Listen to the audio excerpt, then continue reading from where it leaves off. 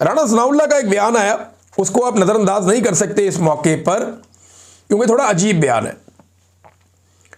उन्होंने कहा जी, field marshal Asim Munir के होते हुए सियासतदानों ने अगर मौका गंवा दिया और मसाइल हल ना किए तो शायद कल कोई ऐसा आ जाए जो उनको मौका ही ना दे। मेरी बात याद रखें। ये राणा सनाउल्लाह साहब ने बात की। इसके तीन पहलू हैं। नंबर एक तो ये है कि फील्ड मार्शल के जाने के बाद, यानी इनके होते हुए सियासतदानों ने मौका गंवा दिया और कोई नया आ गया, इसका मतलब यह है कि राणा सनाउल्लाह साहब एक इशारा दे रहे हैं या फूड फॉर थॉट दे रहे हैं। जैसे कि मैंने पीछे आपको बताया भी, हो सकता है वो सोचने के लिए लोगों को एक मुहैया कर रहे हैं कि जनाब ये इस तरह सोचो कि फील्ड मार्शल जा भी सकता है। अब फील्ड मार्शल बनने का फायदा क्या, जब जाना ही था तो जाने वाने का इरादा तो किसी का नहीं। इस कुर्सी पे जो आता है वो जाता नहीं है, उसे भेजना पड़ता है। आज तक आर्मी चीफ की कुर्सी पे जो भी आया वो गया नहीं, उसे भेजा गया। आसिम मुनीर साहब भी जाने के नहीं है, उनको भेजना पड़ेगा। जनरल बाजवा जिस वक्त अपनी स्टिक हवाले कर रहे थे आसिम मुनीर साहब की, तो उनकी बॉडी लैंग्वेज आपको याद है, एक मुर्दा बॉडी लैंग्वेज थी उनकी, जैसे कोई धक्के दे के चला रहा है। तो जाते हुए कोई भी खुश नहीं होता, सब नाराज होते हैं, सब परेशान होते हैं। तो आसिम मुनीर साहब ने भी जाना थोड़ी है, इनको भेजना पड़ेगा। जो भी आर्मी चीफ होता है वो ऐसे ही होता है। अब वो ये इशारा दे रहे हैं कि शायद ये चले जाएं और कोई और आ जाए, लेकिन साथ ही वो ये कह रहे हैं कि सियासतदानों को मिलकर बैठकर बात करनी चाहिए। देखें, जब भी कभी गर्मियां आती हैं ना, तो हुकूमत मुकर जाती है पाकिस्तान में, जी हमने कोई मुज़ाकरात नहीं करने, क्योंकि गर्मियों में तहरीकें ही नहीं चलती। आप देखें कि अप्रैल, मई, जून, जुलाई, अगस्त, सितंबर तक हुकूमतें घास ही नहीं डालती हैं पोजीशन को। ये 6 महीने वो कहते हैं जी भाड़ में जाओ, कोई बात नहीं करनी, मुज़ाकरात नहीं करने। लेकिन जैसे ही अक्टूबर का महीना चढ़ता है, हुकूमतों को मुज़ाकरात याद आ जाते हैं। उन्हें पता है अब ये तहरीक का मौसम है, इनको एंगेज करो, बिठाओ, इनके साथ मुज़ाकरात करो, टाइम निकालो, कोई 2-4 महीने निकालो, उसके बाद फिर इन्हें खुला छोड़ दो। मोमेंटम इनका बनेगा ही नहीं, तहरीक नहीं चलेगी, साल निकल गया, अगले साल में फिर देखेंगे। ये हुकूमत का पाकिस्तान के अंदर नॉर्मली मौसमों के साथ है। हमारा शदीद मौसम है ना, चारों मौसम शिद्दत के साथ होते हैं। तो ये एक हिकमत अमली होती है। हो सकता है राणा सनाउल्लाह साहब की हिकमत अमली हो।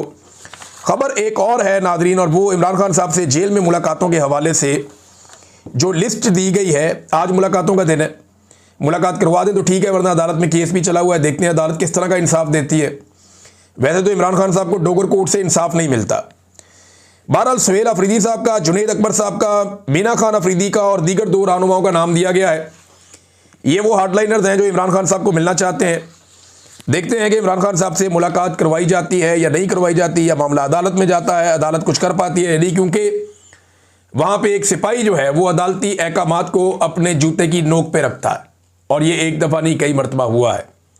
इमरान खान साहब ये कहते हैं, और उनकी फैमिली भी, कि यहाँ एक कर्नल बैठा हुआ है और वो कर्नल कंट्रोल करता है। नाज़रीन, जुनैद अकबर साहब ने एक इशारा दिया और उन्होंने कहा जी कि हम दोबारा एहतजाज में हमने जाना है, हमें जाना पड़ेगा एहतजाज में, रास्ता कोई नहीं है। नवंबर में हम दोबारा इस्लामाबाद का रुख कर सकते हैं। हमारे पास ऑप्शन ही क्या है? जब आप सियासी सरगर्मियां नहीं करने देते, FIRs काटते हैं, हमारे पास कोई स्पेस नहीं है। हमारे वोटर जब मिलने आते हैं तो वो इमरान खान का पूछते हैं, और मुझे इस बात का खौफ है कि लोग कहीं खुद ना निकल आए। ये जनाब जुनैद अकबर साहब ने कहा। अब जुनैद अकबर साहब ने इशारा दिया कि नवंबर में आ भी सकते हैं। कुछ लोग पार्टी में कह रहे हैं जी अभी तक कोई हमारा फैसला नहीं हुआ, लेकिन इमरान खान साहब ने अभी तक कहा तो नहीं, लेकिन वो कह भी सकते हैं। फिलहाल सुहेल अफरीदी साहब ने मोमेंटम बनाना शुरू कर दिया आज से। अब वो निकल रहे हैं आहिस्ता आहिस्ता, मुख्तलिफ जगहों पर जाके वर्कर कन्वेंशंस, कारकुनों से खिताब, उन्होंने एक्टिविटीज़ शुरू कर दी हैं जो एक्टिविटीज़ किसी बड़ी तहरीक से पहले आपको शुरू करनी होती है। तो सुहेल अफरीदी ने खैबर पख्तूनख्वा के हद तक ये एक्टिविटीज़ शुरू की हैं। आखिरी खबर नादरीन जो मैं आपके सामने रखने वाला हूं वो ये है कि पाकिस्तान में जो भी आवाज़ उठाएगा उसके ऊपर मुकदमा दर्ज होगा। आवाज़ उठाना पाकिस्तान में इस वक्त सबसे बड़ा जुर्म है, चाहे आप सेनेटर हैं, रुकन असम्बली हैं, कौमी असम्बली के, सूबाई असम्बली के, आप कोई भी हैं, लेकिन अगर आपने पाकिस्तान में आवाज़ उठाई जुल्म के खिलाफ तो आपको पीका का सामना करना पड़ेगा, मुकदमात का सामना करना पड़ेगा।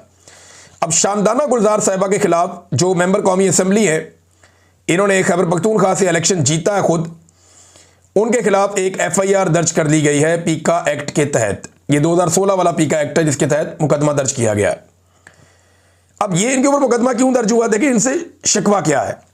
परेशानी क्या है इनको, एस्टेब्लिशमेंट को या हुकूमत को, इनसे प्रॉब्लम क्या है? नंबर एक, मादनियात का इशू है। ये उस पर बहुत बात करती हैं कि ये हमारे आम लोगों का हक है, ये मादनियात। आप यहां से इसे चोरी करके ना ले जाएं बदअमनी के बहाने, ऑपरेशन के बहाने। वो ये कहती हैं कि यहां से मादनियात निकाली जाती हैं, तो एक उनका ये मौक़िफ़ है मादनियात का। फिर ऑपरेशन के ऊपर उनका वही स्टांस है जो इमरान खान साहब का है।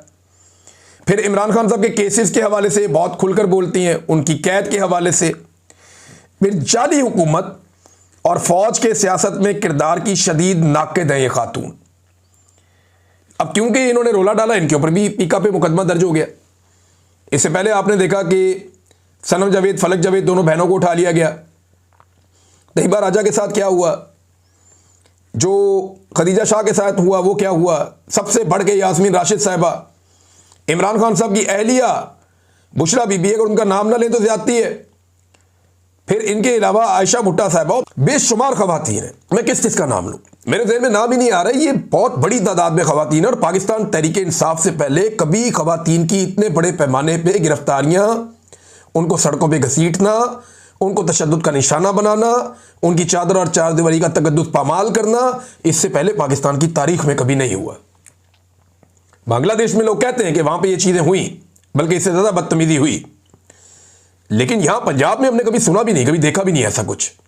लेकिन बदकिस्मती से इस दौर में हो रहा है और मिलिट्री एस्टेब्लिशमेंट की लगता है कि अब ये पॉलिसी है।